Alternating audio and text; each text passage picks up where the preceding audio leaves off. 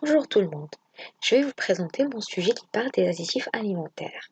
Alors on entend par un additif alimentaire toute une substance qui n'est pas normalement consommée en tant que denrée alimentaire en soi et n'est pas normalement utilisée comme ingrédient caractéristique d'une denrée alimentaire, dont l'addition intentionnelle à cette dernière dans un but technologique ou organoleptique. Ces additifs ils peuvent être d'origine naturelle, artificielle ou par modification chimique du produit naturel.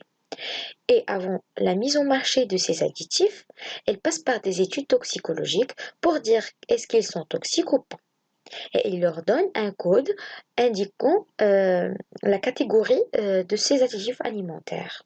Et une DGA qui est bien sûr qui détermine l'estimation de la quantité d'un additif alimentaire exprimé en milligrammes par kilogramme du poids corporel qui peut être ingéré quotidiennement toute la vie sans risque pour la santé.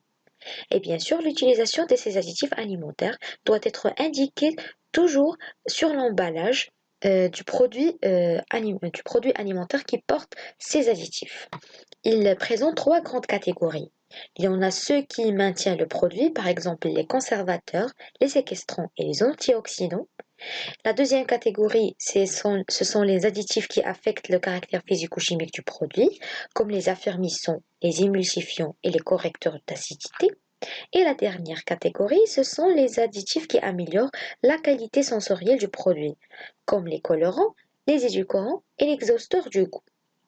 Alors, la majorité des additifs alimentaires ont été reconnus sans danger après avoir subi la procédure d'études toxicologiques. Néanmoins, l'utilisation de quelques additifs a été restreinte, suspendue, du fait du problème toxicologique. Par exemple, les nitrites, ce sont des additifs qui